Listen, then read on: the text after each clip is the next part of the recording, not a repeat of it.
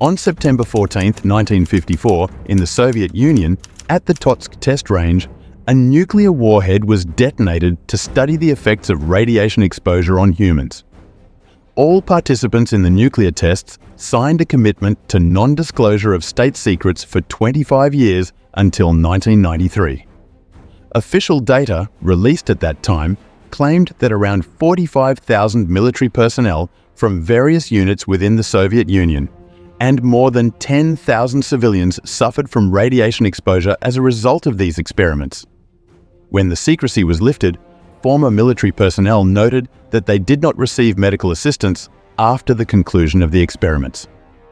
On the morning of September 14, 1954, as the sun was just rising above the horizon, an eerie silence fell over the expanses of the Totsk Ridge in the Orenburg region.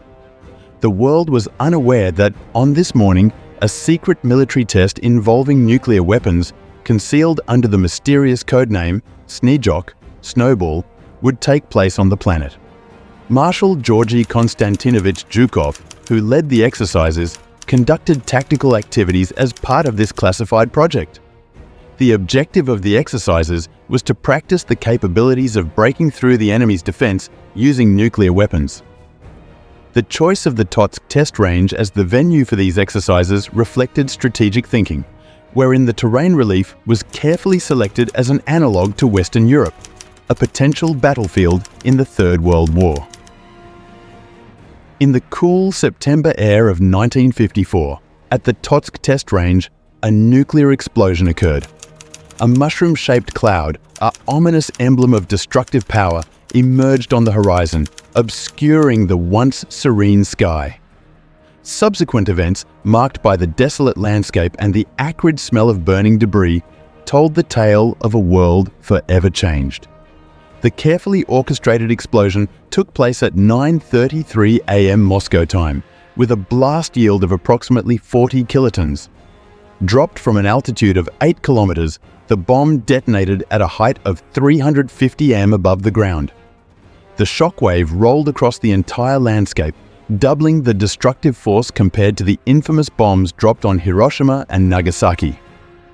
The remains of once living beings turned into ashes and scattered fragments. Phantom echoes of life extinguished in an instant. We were buried alive. I, along with my unit, lay in a trench 2.5 m deep, 6 kilometers from the explosion. First, there was a bright flash. Then we heard such a loud sound that we were deaf for a minute or two. In an instant, we felt intense heat. It became wet, difficult to breathe. The walls of our trench closed in on us. We were saved only thanks to a guy from our unit, Kolya, who, a second before the explosion, squatted down to adjust his cap. So he managed to climb out of the trench and dig us out, recalls Leonid Pogrebnoy, a participant in the Totsk exercises. The intense heat turned plains into grotesque metallic sculptures and solid ground into granulated glass under the relentless fury of the explosion. Tanks, once symbols of military might, were scattered like toys by the shockwave, their turrets torn off and thrown half a kilometer. The Earth itself bore witness to the collision of human ingenuity and the destructive power unleashed in the pursuit of military superiority. Of the 9 people working in the Special Biological Group, I was the only one left. I have a veterinary education, so I was tasked with selecting clinically healthy animals: horses, cattle, pigs, and even rabbits. We placed them at a distance of 500 meters from the presumed epicenter of the explosion in shelters of various types. Horses in concrete shelters, pigs under wooden planks, cows under stakes, rabbits and goats in planes and tanks.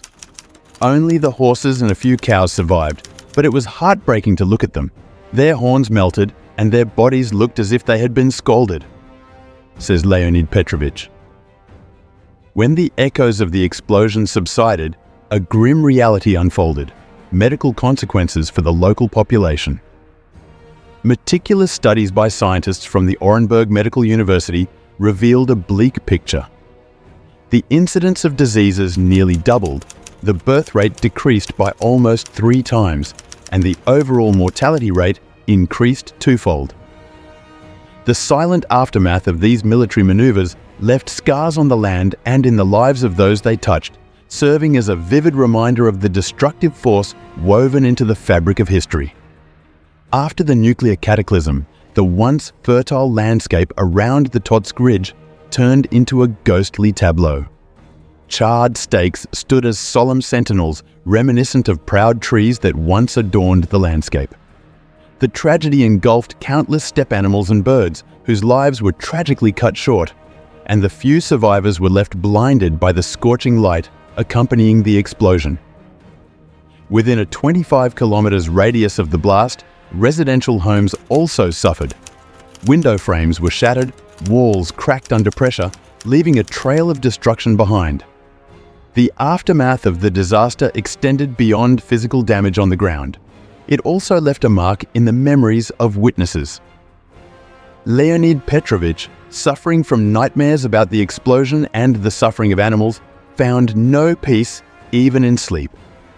This once healthy 26-year-old man endured all the hardships of the trials, facing debilitating headaches and constant weakness.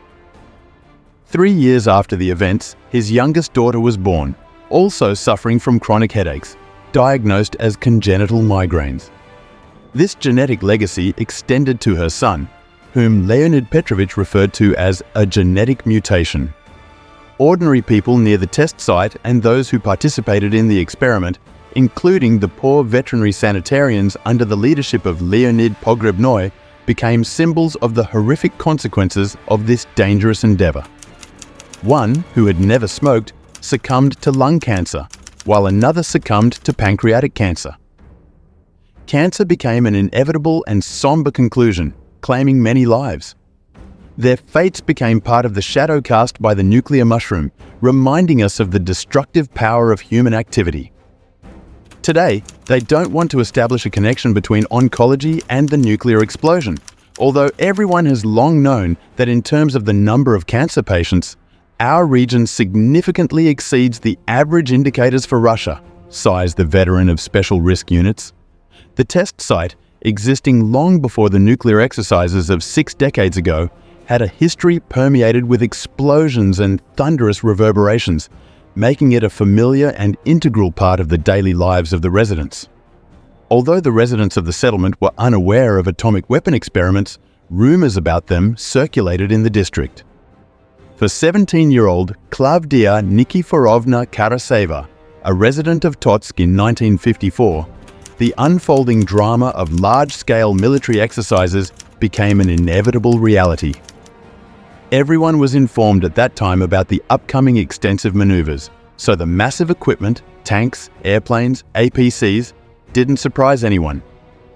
A person was assigned behind every 10 yards, leading informative discussions, but still advising to move away from here. Just in case, my mom sent me on the road with a friend while she stayed at home. All night we cycled through the forest, accompanied by about 20 more people. By morning, we were exhausted and everyone wanted to sleep. But then something behind us crashed. We turned around and there it was, a mushroom, as if over our village. We immediately forgot about our fatigue and rushed home.